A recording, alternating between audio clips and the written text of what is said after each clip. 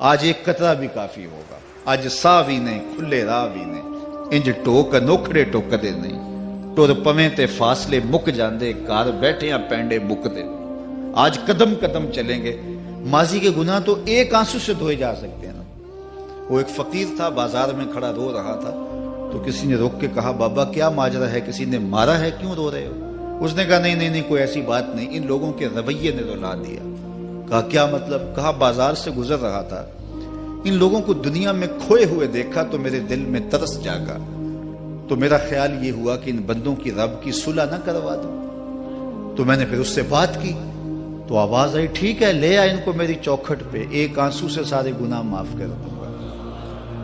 میں بڑا خوش ہوا، میں ان سے بات کی، یہ الٹا میرا مذاق اڑانے لگے، جا بابا کام کر، تجھے کیا پتا دنیا داری کیا ہوتی ہے۔ تو وہ تو مان رہا تھا، یہی نہیں مان رہے، تو مجھے ان کے رویے پہ رونا آ رہا ہے۔ وہ کہتا ہے میں بخشنے پہ آمادہ ہوں، ہم تو مائل بکرم ہیں، کوئی سائل ہی نہیں، راہ دکھلائیں کسے، راہ رب منزل ہی نہیں، جلوائے طور تو موجود ہے، کوئی موسیٰ ہی نہیں۔ وہ تو کہتا ہے میں معاف کر دوں گا، لیکن یہ عجیب ہے کہ یہ آمادہ ہی نہیں ہے، یہ مان ہی نہیں رہے۔ تو مجھے ان کے رویے پہ افسوس آ گیا، ان کے رویے پہ رونا آ گیا، اس لیے میں رو رہا ہوں، ورنہ نے مجھے مارا نہیں، کوئی تکلیف نہیں پہنچائی۔ خیر اگلے دن وہی بزرگ قبرستان کے قریب سے گزرے تو دیکھا کہ وہ بابا قبرستان میں کھڑا رو رہا ہے، تو پھر روک گیا کہ بابا بازاروں میں بھی روتا ہے، قبرستانوں میں بھی روتا ہے، آج کیا ماجرا ہے؟ کہا آج بھی میرا ماجرا کل والا ہی ہے۔ کہا کیا مطلب؟ کہا کل بازار سے گزر رہا تھا، ان کو دنیا میں کھوئے ہوئے دیکھا، میرے دل میں ترس جاگا، تو میرا خیال ہوا ان بندوں کی اور رب کی صلح کروا دوں، تو وہ تو مان رہا تھا، وہ بندے ہی نہ مانے، تو آج میں ادھر آ گیا۔ میں نے کہا چلو ان سے بات کرتے۔ آج میرا خیال یہ ہوا کہ قبرستان والوں کی اور رب کی صلح کروا دوں۔ تو کہا پھر آج کیا بنا؟ کہا آج یہ مان گئے ہیں، وہ نہیں مانتا۔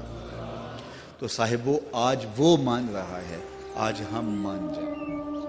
میں نے کتب میں پڑھا ہے کل قیامت کے دن نیکوکار بھی پچھتائیں گے۔ بدکاروں کا پچھتانا تو سمجھ میں آتا ہے، نیکوکار کیوں پچھتائیں گے؟ جب اپنے اچھے اعمال کی جزا دیکھیں گے تو پچھتائیں گے، جو چند لمحے ضائع کر دیے وہ بھی کیوں ضائع کر دیے۔ قیمتی زندگی ہے یہ، ٹوٹتی سانسیں، ان کی قدر کیجیے۔ ایک بزرگ فرماتے ہیں کہ مجھے اس بات کی سمجھ نہیں آتی تھی کہ جو قرآن نے کہا ان الانسان لفی خسر، بے شک انسان خسارے میں ہے، تو میں سمرقند کے بازار سے گزر رہا تھا، تو وہاں ایک آدمی پھٹے پہ برف رکھ کے بیچ رہا تھا اور ساتھ آواز لگا رہا تھا۔ آج کل تو یہاں وہ پاپڑ بیچنے والے بھی کوئی آواز لگاتے، تو وہ برف پھٹے کے اوپر رکھ کے بیچ رہا تھا اور ساتھ آواز لگا رہا تھا۔ آواز کیا تھی؟ ارحمو ارحمو الا من یذوب راس مالہ، او گزرنے والوں میرے پہ ترس کھاؤ، میں ایسا تاجر ہوں جس کا راس المال پگھلتا جا رہا ہے۔ چونکہ یہ جو برف ہے ایسا سودا ہے جو گاہک کا انتظار نہیں کرتا۔ آپ کپڑا بیچتے ہیں، آج گاہک نہیں آیا، ہو سکتا ہے کل دعانے مہنگا بیچ لیں۔ آپ پیٹرول بیچتے ہیں، ہو سکتا ہے کہ کل پڑا 6 روپے اوپر چلا جائے، آپ کا لاکھوں کروڑوں کا فائدہ ہو جائے۔ لیکن آپ اگر برف بیچتے ہیں، آج نہیں بکی تو کل برف ہی نہیں ہوگی۔ تو وہ سل پہ برف بیچ رہا تھا اور ساتھ لوگوں کو دہائی دیتے ہوئے کہہ رہا تھا، او لوگو میرے پہ ترس کھاؤ، مجھ سے برف لیتے جاؤ، میں ایسا تاجر ہوں جس کا راس المال پگھلتا جا رہا ہے۔ تو کہتے ہیں جب اس نے یہ آواز لگائی نا تو میرے قدم رک گئے اور میں اس کے قریب چلا گیا، اور میں نے کہا کہ مجھے ان الانسان لفی خسر کا ترجمہ سمجھ میں آ گیا۔ جس طرح تیری برف پگھلتی جا رہی ہے، میری زندگی پگھلتی جا رہی ہے، اور اگر تو اب برف وقت پہ بیچ لے، ان پگھلتی برف کو تو درہم کے بدلے، دینار کے بدلے، پارچہ جات کے بدلے، جنس کے بدلے فروخت کر لے تو فائدہ ہو جائے گا، 4 آنے تیرے ہاتھ لگ جائیں گے۔ اور میں بھی ان سانسوں کے بدلے درود پڑھ لوں، ان سانسوں کے بدلے سجود کر لوں، ان سانسوں کے بدلے قیام کر لوں، کسی دکھی کے سر پہ ہاتھ رکھ دوں، کسی پریشان کی پریشانی دور کر دوں تو میری سانسیں کام آ جائیں گی، ورنہ یہ ٹھہریں گے نہیں۔ سوئے ہوئے ہوں تو پھر بھی سانسیں ٹوٹ رہی ہوتی ہیں۔ تو ہم کتنی جلدی موت کی طرف بڑھ رہے ہیں، تو زندگی کتنی مختصر ہے اور ہم کتنے بے پرواہ ہیں۔ آنکھیں اس وقت کھلتی ہیں جب آنکھیں بند ہوتی ہیں، لیکن کیا فائدہ اس وقت کا؟ آج کا پچھتاوا کل کی بہتری کی ضمانت ہے، اور آج کے پچھتاوے سے کل کی زندگی کی خوبصورتی نصیب ہو سکتی ہے۔ اس لیے یہ ڈھلتا ہوا سورج، یہ دیکھیں ابھی جب داخل ہوئے تھے تو سورج ابھی سر پہ تھا، لیکن اب سورج درد غروب سے زرد ہو چکا ہوگا اور چند لمحوں کے بعد وہ نگاہوں سے اوجھل ہوگا۔ میاں صاحب بھی بولے کہ زندگی تیری جو ہے ڈوبتے سورج کی طرح ہے، دیگرتے دن گیا محمد اوڑک نو ڈوب جانا۔ تو یہ میں اور آپ لمحہ لمحہ موت کے قریب ہو رہے ہیں۔ اس سے قبل کہ وہ وقت آئے کوئی حجت باقی نہ رہے، مجھے اپنی زندگی کو، آپ کو اپنی زندگی کو اللہ اور اس کے رسول کی چوکھٹ پہ حاضر کر دینا ہے۔ ہمارے میزبان محترم نے کہا والدہ ماجدہ کی بابت، تو آج ان کے اصال ثواب کے لیے میں اور آپ جمع ہیں۔ ایک وقت ہمارے اوپر بھی آنے والا ہے کہ لوگ ہمارے لیے جمع ہو رہے ہوں گے۔ یہ وقت تو آنے والا ہے، اس کے تو چھٹکارا نہیں ہے، اس سے تو خلاصی نہیں ہے، کوئی بھاگ سکتا نہیں ہے، موت سے تو فرار نہیں ہے۔ تو آج وہ نہیں ہیں، لیکن ان کا سعادت مند بیٹا ان کی یادوں کے چراغ کو روشن کیے ہوئے ہے۔ ورنہ میں ایسے بیٹے بھی دیکھے ہیں جنہوں نے اپنی سکی ماں کا جنازہ نہیں پڑھا۔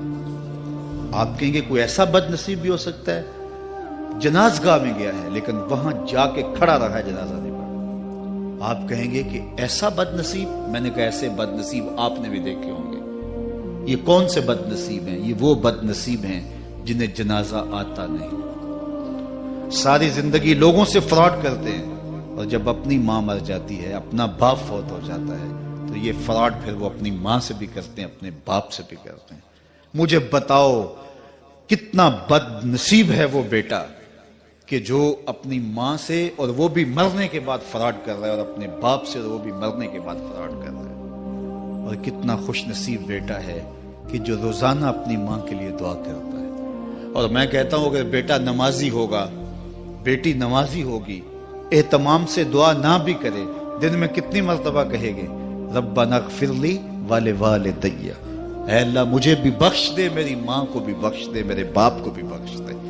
اور جب بندے ہاتھ اٹھا کے دعا مانگتے ہیں اللہ خالی ان ربکم حیی کریم یستحیی من عبدہ اذا رفع یدیہ ان یردہما صفرا، تمہارا رب حیا کرنے والا، سخی ہے، کریم ہے۔ بندے جب اس کے سامنے ہاتھ اٹھا کے دعا مانگتے ہیں، اللہ فرماتا ہے مجھے شرم آتی ہے ان کے اٹھے ہوئے ہاتھ خالی کیسے موڑ دوں۔ انہوں نے میرے سے مانگا ہے، میں بھی نہیں دوں گا تو کس در پہ جائیں گے۔ میں ایک دیہاتی بات کرنا چاہتا ہوں، اتنے لوگ جتنے آپ یہاں بیٹھے ہیں، اتنے لوگ اٹھ کے کسی دنیا دار کے ڈیرے پہ چلے جائیں اور اس سے کچھ مانگیں اور وہ دے سکتا بھی ہو، تو کیا وہ آپ کو خالی لوٹا دے گا؟ وہ کہے گا ڈیرہ داری کی شان کے خلاف ہے کہ اتنے لوگ دروازے پہ آ گئے اور ان کو خالی موڑ دوں۔ تو جب تم اتنے بڑے ڈیرہ دار ہو اور تمہیں اتنی غیرت ہے کہ اتنے لوگوں کو خالی نہیں موڑتے، تو کریم خالی موڑتے؟ آؤ تو صحیح اس کی چوکھٹ پہ جھولی پھیلاؤ تو صحیح۔ پھر دنیا داروں سے مانگنا ہو تو ان کی زبان میں مانگنا پڑتا ہے۔ اللہ سے جس زبان میں مرضی مانگو، عربی میں مانگو، اردو میں مانگو، ہندی میں مانگو، سندھی میں مانگو، اقبال کے لہجے میں مانگو، سادی کے انداز میں مانگو۔ نہیں مانگنا آتا خالی ہاتھ پھیلا دو، وہ بند لبوں کی بولیاں بھی سنتا ہے۔ آؤ تو صحیح اس کی چوکھٹ پہ، اپنے ہاتھ پھیلاؤ تو صحیح۔ دنیا داروں سے مانگے تو ناراض ہوتے ہیں، خدا سے نہ مانگو تو ناراض ہوتا ہے۔ اللہ کل ما یابو بکم ربی لولا دعاؤکم، آؤ نا اس کی چوکھٹ پہ، دستے طلب دراز کرو۔ دنیا داروں سے مانگنے کے لیے وقت چاہیے۔ اس وقت تو صاحب سوئے ہوں گے، اس وقت تو ناشتہ کر رہے ہوں گے، اس وقت تو بیوی بچوں کے ساتھ مشغول ہوں گے، لیکن اللہ سے جب بھی مانگو، پچھلے پہر کنڈی کھڑکاؤ، در رحمت کھلا پاؤ گے۔ دن کو مانگو، رات کو مانگو، مانگو تو صحیح، وہ تو اتنا کریم ہے۔ اچھا بت کو سامنے کھڑا کیا ہے اور زلیخا ہاتھ جوڑے بت کے آگے پکار کرتی ہے، روزانہ سے شام کھڑی ہو جاتی ہے، یا صنمی یا صنمی، اے میرے بت، اے میرے بت، بچھڑا ہوا یوسف ملا دے۔ سحر دم تک پکارتی رہتی، عمر بیت گئی، چہرے پہ جھریاں آ گئیں، بڑھاپا طاری ہو گیا۔ ایک دن رات کا پچھلا پہر ہے، بت کے آگے ہاتھ جوڑے یا صنمی کا وظیفہ پڑھ رہی ہے۔ اچانک نیند کا جھٹکا آ گیا، زباں بل کھا گئی، بولی یا سمادی، یا سمادی۔ کہا جبریل جلدی جا، یوسف کے گھوڑے کا رخ موڑ دے۔ یا اللہ تجھے تو نہیں پکار رہی، وہ تو بت کو پکار رہی ہے۔ زباں بل کھا گئی، یا صنمی کی بجائے یا سمادی کے لفظ زبان پہ آ گئے۔